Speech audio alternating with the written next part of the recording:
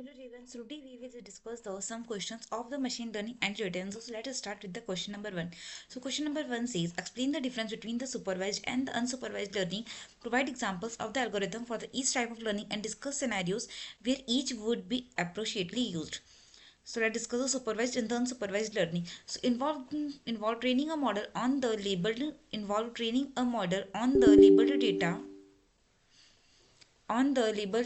data where both inputs and the desired outputs are provided. The model learns to map inputs to outputs, making predictions on the new unseen data. So supervise learning मतलब जब model को labelled दिया जाता है, input भी दिया जाता है और उस इनपुट का करेक्ट आउटपुट भी दिया जाता है. मॉडल जो होता है बेसिकली एग्जाम्पल से सीखता है. इसमें हमारा एग्जाम्पल्स होंगे इसकी इमेज क्लासिफिकेशन, कैट और डॉग, स्पैम डिटेक्शन, स्पैम है, मेल है नॉट स्पैम है, predicting house prices. Move to the unsupervised learning. So deals with the unlabeled data, aiming to find the hidden patterns or the structures within the data. There's no right answer or the output labels to guide the learning process. Unsupervised learning में क्या होता है? सो unsupervised learning जो होती है इसमें मतलब supervise हम समझते हैं अनसुपरवाइज लर्निंग में कोई लेबल नहीं होता है. मॉडल खुद के अंदर पैटर्न ग्रुपिंग और स्ट्रक्चर ढूंढता है. हम इसका हमारे एग्जाम्पल हो जाएगा customer segmentation, grouping similar customer, anomaly detection, identifying unusual patterns and the dimensionality rejection. Appropriately use cases कहाँ पर ही हमारे अप्रोशिएटली यूज कहते हैं. So supervise when the label data is available and the correct output is the known. जब label data वाला होगा हमें करेक्ट आउटपुट पता होगा तब हम सुपरवाइज का यूज करेंगे. When no label exist and the goal is to explore और ऑर्गेनाइज डेटा. हमें कोई भी लेबल कहीं भी लेबल नहीं दे रखा है, हमारा गोल क्या है, हमें डेटा को और एक्सप्लोर करना, उसके लिए हम अनसुपरवाइज का नाम यूज करते हैं.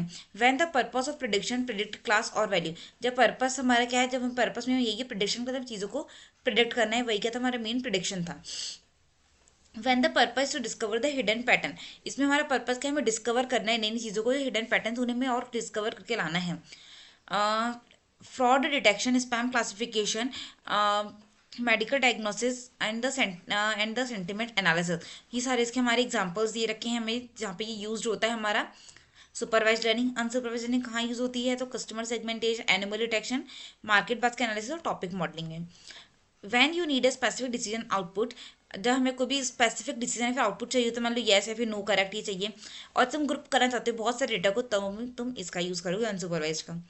Suitable when the enough label data exist to train a reliable model. जब तुम्हारे कोई इनफ लेबल डेटा है किसी मॉडल को ट्रेन करने की, तुम सुपरवाइज के जब डेटा जो लेबलिंग है वो एक्सपेंसिव भी और इम्पॉसिबल भी है, तुम्हें और एक्सप्लोरेशन की जरूरत पड़ती है. सो नाउ अब हम मूव करते हैं. Describe the concept of the hypothesis space in the machine learning, explain the algorithm. क्या कॉन्सेप्ट है हमारा हाइपोथेसिस स्पेस का मशीन लर्निंग में, explain to algorithm. So defining the hypothesis space. So the hypothesis space H is the set of all the possible hypotheses that a learning algorithm can consider. Each hypothesis is a potential explanation or model for the underlying data. तो जब जितने भी हमारे set सब जितने भी हमारे hypothesis निकलते हैं सभी का सेट होता है कि लर्निंग एल्गोरिथम थी उससे सेट ऑफ हाइपोथेसिस निकलेगा, वही हमारा क्या होता है पूरा हाइपोथेसिस स्पेस बन जाता है. अब हम बात करेंगे हाइपोथेसिस का मतलब होता है सारे जितने भी पॉसिबल सॉल्यूशन का सेट जो मॉडल ट्राई कर सकता है वो होता है. और एल्गोरिथम से गोल की बात करेंगे. The machine learning algorithms goals is to search through this hypothesis space to find the best hypothesis that accurately maps inputs to outputs based on the training data. Algorithm goal करते हैं hypothesis space में से best hypothesis ढूंढना, वो होता है हमारा main algorithm का गोल. Impact on the learning. The size and the structure of the hypothesis space significantly impact the learning process. A larger space offers more flexibility but increases the risk of overfitting and the computational complexity. A smaller space might simplify learning but could exclude the true underlying relationship. तो इसका हम मतलब समझ सकते हैं कि हमारा तो इसका मतलब क्या होता है, इसका मतलब ये हो जाता है जो साइज और स्ट्रक्चर होता है हाइपोथेसिस स्पेस का वो हमारा लर्निंग प्रोसेस उसको पूरा इम्पैक्ट करके रखता है. लार्जर प्रोसेस ऑफर देता है फ्लेक्सिबिलिटी की, लार्ज बहुत ज़्यादा ऑफर करती है. रिस्क हमारी जिसकी ओवर फिटिंग की तो फिर रिस्क हमारी बढ़ जाती है. हम find the S algorithm hypothesis generation. The S algorithm is a basic concept learning algorithm that finds the most specific hypothesis that covers all the positive example in a let's apply find S to the given training set. हमें एक पूरे given training set जहाँ पे origin दे रखा है Japan, manufacturing company कौन सी, क्या colour था, किस डिकेड में बनी थी, क्या टाइप था उसका एंड क्या क्लास थी, ये सब कुछ हमें दे रखा था. Deriving the hypothesis find the ऐसा हमें डिराइव करना था हाइपोथेसिस का. Instance 1 positive H becomes instance 2 is the negative, no change to the H. Instance 3 is also the positive, तो वहां पर क्या था, एच जनरलाइज हो गया। इंस्टांस 4 नेगेटिव था, कोई चेंज नहीं हो रहा। इंस्टांस 5 भी क्या था, पॉजिटिव था। ये सब हमने इसी से हमारा पूरा हम निकालेंगे हमारे पॉजिटिव से क्या होगा। पॉजिटिव एग्जांपल्स आता है तो मतलब जनरलाइज हो रहा है, नेगेटिव एग्जांपल आ रहा है तो हमको क्या करना है, उसको इग्नोर करना होता है। नेगेटिव एग्जांपल्स आते हैं तो इग्नोर करते हैं, एंड में एक फाइनल हाइपोथेसिस मिल जाता है कि हमारा जनरलाइज हो रहा है, इग्नोर हो रहा है, क्या हमें एंड में फाइनल हाइपोथेसिस मिल जाते हैं। So move to the next question. Question number 3 से explain the purpose of the training test and the validation sets in the machine learning. What is the cross validation and how does it differs from a simple train validation test split? Move to the training set. So used to train the machine learning model. The model learns patterns and relationships from the data. It's the largest portion of the data set. Training set का मतलब जगह हमारे पास किसी भी model को train करना, किसी machine learning model को किसी को भी ट्रेन करना, बहुत बड़ा लार्ज हमें पैटर्न्स का पूरा सेट दे रखा, उसके लिए किसी भी मॉडल को ट्रेन करते हैं, वो जगह हमारा training set. Validation set used for the hyper parameter tuning and the model selection. It helps prevent overfitting to the training data and provides an unbiased evaluation during the model development. इसका मतलब हो जाएगा hyper parameter tuning के लिए ये हमारा use होता है। जैसे हम हाइपर पैरामीटर ट्यूनिंग को यूज करते हैं मॉडल सिलेक्शन के लिए, जो हमें हेल्प करता है। ओवरफिटिंग इसके कारण हमारी नहीं होती भी ट्रेनिंग डेटा की, ओवरफिटिंग जो ट्रेनिंग डेटा की हमारी इसके कारण नहीं होती, वैलिडेशन सेट के कारण। अब हम मूव करेंगे टेस्ट सेट की तरफ।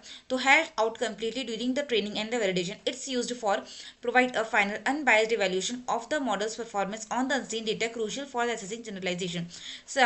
दी इजी वर्ड से बोलते हैं ये हमारा फाइनल इवैल्यूएशन के लिए हम टेस्ट डेटा का यूज करते हैं। पूरी चीज बनकर उसका फाइनल इवैल्यूएशन जो होता है उसके लिए हम टेस्ट सेट का हमारा यूज कर लेते हैं। क्रूशियल होता है किसके लिए, असेसिंग जनरलाइजेशन के लिए।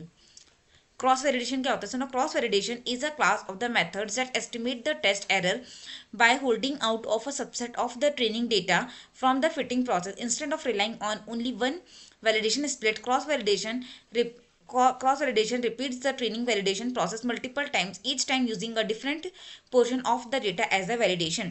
So हम बात करेंगे हमारा डिफरेंस क्या होता है सिंपल ट्रेन वैलिडेशन टेस्ट और द क्रॉस वैलिडेशन के बीच में। सो क्रॉस वैलिडेशन का मतलब क्या होता है, हमारे एक बार कोई भी ट्रेन वैलिडेशन स्प्लिट नहीं है, मल्टीपल टाइम्स रिपीट होता है और हर बार टेस्ट अलग होता है। ये हमें more reliable and the stable performance देता है। इसमें बात करेंगे both training and the validation test accuracy are low. इसकी हमारी दोनों ट्रेनिंग वैलिडेशन एक्यूरेसी क्या होती है, इसकी ना हमारी लो होती हैं। और training and validation losses the remains high and do not improve much. Models makes overly simple prediction and fails to capture the important patterns. Best for the large data set, it is best for the smaller the medium data set. Computational fast होता है, ये हमारा क्या होता है, expensive होता है, slow होता है। Now move to the question number 4 which says given the confusion matrix find classification accuracy precision recall type 1 error type 2 error f1 score sensitivity specificity explain the importance of the precision recall as compared to the accuracy with an example. So ये हमें पूरा एक table दे रखा था। Total samples हमें कितने दे रखे हैं, 6 + 4 10 10 + 2 is 12 12 + 8 is the 20। सो हमें टोटल सैंपल्स कितने रखे थे, 20। इसके बेसिस पर हमें निकालना था एक्यूरेसी। सो एक्यूरेसी का फॉर्मूला क्या होता है, टीपी + टीएन अपॉन में टोटल। से टीपी टोटल पॉजिटिव हमारे पास कितना था, 6, और क्या था टीएन जो कि क्या था, टीएन कितना था हमारे पास 8। तो 6 + 8 अपॉन में क्या हो जाएगा, 20। तो मैं कह रहा है 0.70 मतलब 70% हमारी क्या है, एक्यूरेसी है। फिर प्रिसिशन का फॉर्मूला क्या होता है, टीपी ट्रू पॉजिटिव अपॉन में true positive plus false positive. So TP क्या था, 6 था, ये टीपी भी 6 था, फॉल्स पॉजिटिव था 2। तो इनको हमने किया तो हमें कितना 0.75 मतलब 75%। से हमने रिकॉल सेंसिटिविटी का फॉर्मूला लगा दिया टीपी अपॉन में T plus F N.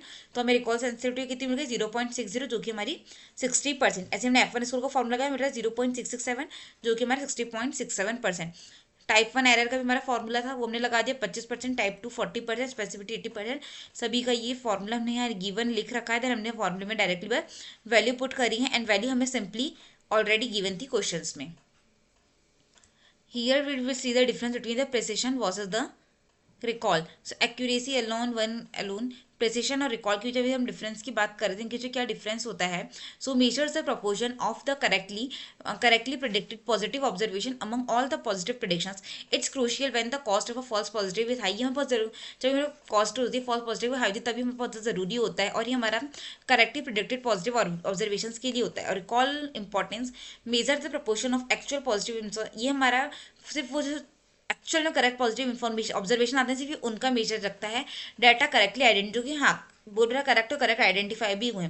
It's critical when the cost of a false negative is high. इससे cost of false positive high, तो ये हमारा कब होगा, जब when the cost of a false negative is high.